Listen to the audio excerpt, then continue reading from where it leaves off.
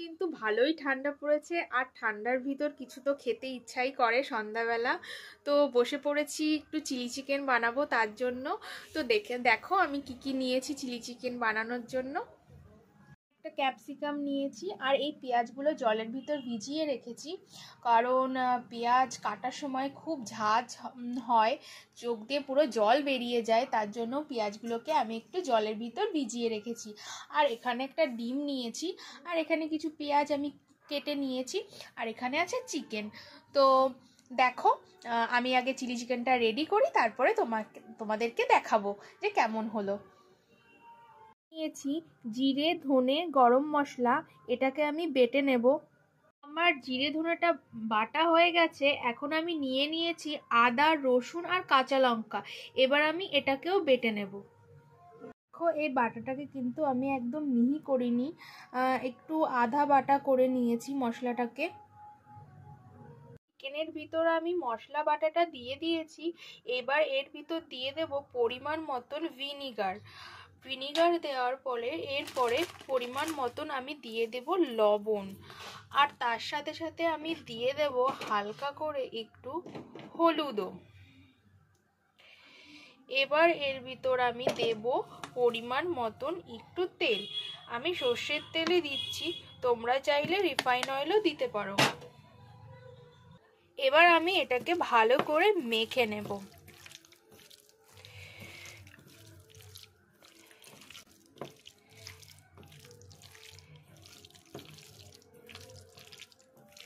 এটাকে আমি ভালো করে মেখে নিয়েছি। এবার আমি এটাকে কিছুক্ষণ রেখে দেব।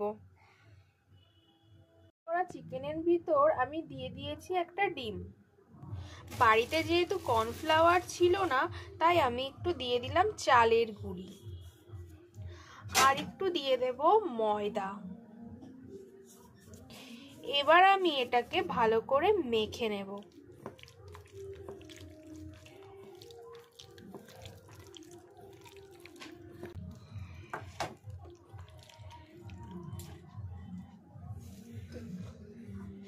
আমার কিন্তু এখানে চিকেনটা মাখা হয়ে গেছে।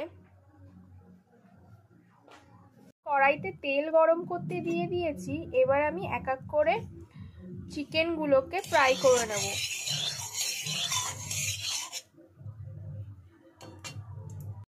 দেখো, আমি এক একটা করে চিকেনগুলোকে দিয়ে দিচ্ছি। আসলে চিকেনগুলো না বাজার থেকে কেটেই আনা হয়েছিল, যার কারণে একটু পিসগুলো ছোট ছোট হয়ে গেছে। বাড়িতে কাটলে আমি আর একটু বড় পিস রাখি, তো কোনো ব্যাপার না, যেহেতু চিলি চিকেন হচ্ছে তো এইটুকু পিসেও হয়ে যাবে, কোনো অসুবিধা হবে না। তো আমি এক এক করে এখন এগুলোকে দিয়ে দেব ভাজার জন্য।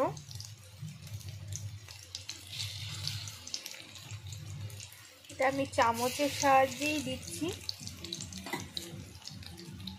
আসলে না, এই চিলি চিকেনের ভিতরে যে পেস্টটা দেওয়া হয়, আদা, রসুন, কাঁচা লঙ্কা, যে বাটাটা, সেটাই হাত দিলে না হাতটা খুব জ্বলে।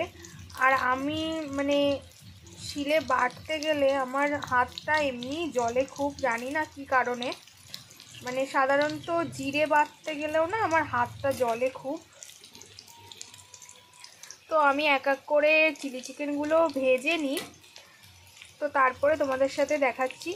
চিকেনগুলো কিন্তু ভাজা হচ্ছে, আর আমি চিকেনগুলোকে খুব একটা কড়া ভাজা করব না, কারণ চিলি চিকেন খুব একটা কড়া ভাজতে নেই। তো এরকম হালকাই ভাজা আমি রাখবো, এরকম হালকা ভাজাই রেখে দেবো। সমস্ত পকোড়াগুলো কিন্তু ভাজা হয়ে গেছে। আর তারপরে প্রথমবার আমি ট্রাই করছি পেঁয়াজ কুচি, জানি না কেমন হবে, তো আশা করছি ভালোই হবে।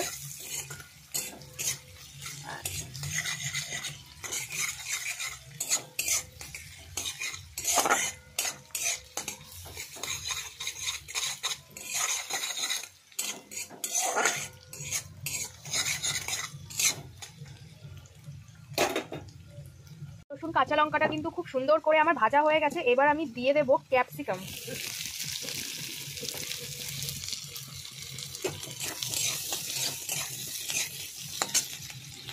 আর তার সাথে দিয়ে দেবো পেঁয়াজ।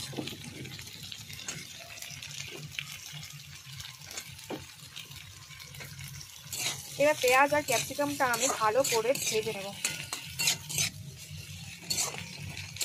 পেঁয়াজ ক্যাপসিকামটা কিন্তু আমি খুব একটা ভাজবো না, তাহলে চিলি চিকেনটা অতটা ভালো লাগবে না খেতে, বেশি গলে যাবে। তো হালকা ভেজে নেব।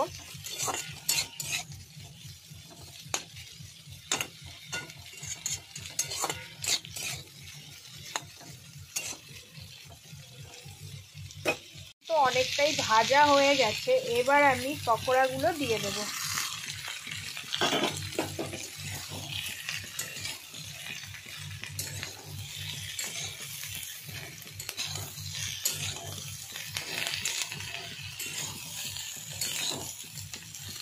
তো পেঁয়াজ ক্যাপসিকামের সাথে আমি পকোড়াগুলোকে ভালো করে মিক্স করে নিয়েছি। এবার আমি একটা সস বানিয়ে, এই সসটা আমি বানিয়ে নিয়েছি, এবার এইটা আমি দিয়ে দেবো।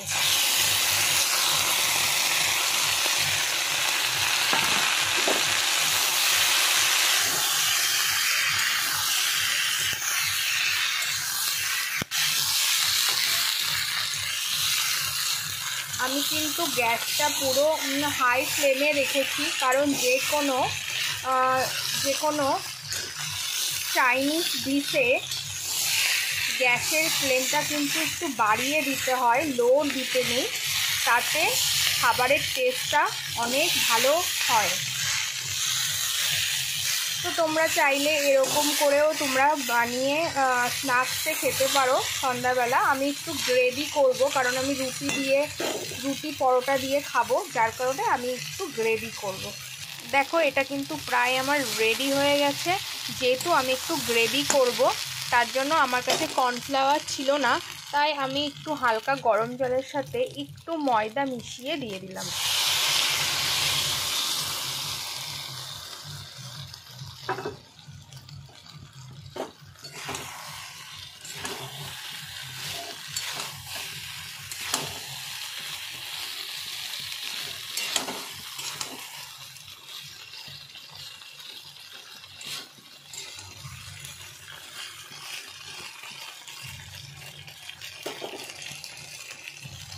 পরিমাণ মতন একটু দিয়ে দেব লবণ।